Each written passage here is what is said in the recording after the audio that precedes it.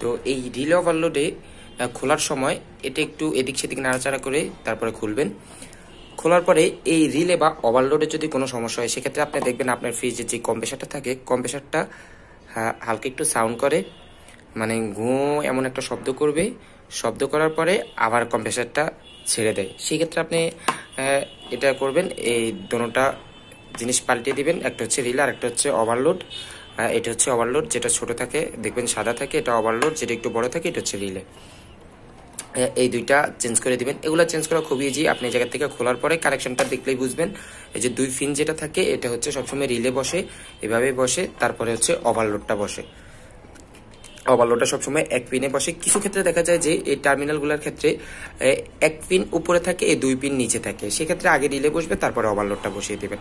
আর কানেকশনটার ক্ষেত্রে যদি আপনি লাইন বা নিউট্রাল এই দুইটা যে কোনো একটা এক জায়গায় হলেই হয়, সমস্যা নাই। তবে বেটার অপশনটা হচ্ছে আপনার যে লাইনটা থাকবে, মানে যে ফেজটা আসবে, ফেজটা সরাসরি আপনি যে ওভারলোড থাকবে ওভারলোডে ব্যবহার করবেন। এটা সবসময় লাইন থাকে ওভারলোডে ব্যবহার করবেন।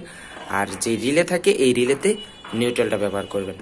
তো আপনার ফ্রিজের এই বেশিরভাগ সময় দেখা যায় যে এই সমস্যাটাই হয়, এই রিলে ওভারলোডগুলো চেঞ্জ করে দিলেই ফ্রিজটা চলে যায়। আর অনেক সময় দেখা যায় যদি দেখেন যে ফ্রিজ একদমই কম্প্রেসার চলেই না, কোনো সাউন্ড করে না, কিছু করে না, সেক্ষেত্রে এগুলো চেক দিবেন। অথবা ফ্রিজে যে থার্মোস্টারটা আছে থার্মোস্টারটা একটু ঘুরিয়ে পেঁচিয়ে দেখবেন, এদিক সেদিকে একটু ঘুরাবেন, দেখেন অফ অন হয় কিনা। কারণ হচ্ছে ফ্রিজের কানেকশনটা আসে থার্মোস্টার থেকে, মানে কম্প্রেসারের যে কমনটা বা লাইনটা আসে সেটা থার্মোস্টার থেকে। এই বিষয়ে আমার চ্যানেলে অনেক ভিডিও দেওয়া আছে, চাইলে ভিজিট করে আসতে পারেন, অথবা আমি আই বাটনে দিব, আই বাটনে ক্লিক করে দেখে নিতে পারেন।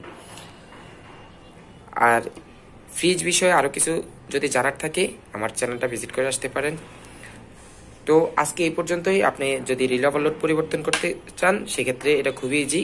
রিলে ওভারলোডগুলো আস্তে করে খুলবেন, খোলার পরে এটা নিয়ে এত টেনশনের কিছু নাই যে ভয় পাই এটা কীভাবে কানেকশন করবো, খুবই সোজা।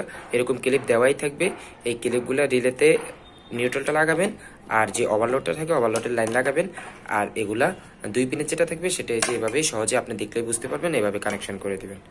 তো ভিডিওটা ভালো লাগলে অবশ্যই লাইক করবেন, কমেন্ট করবেন, শেয়ার করবেন।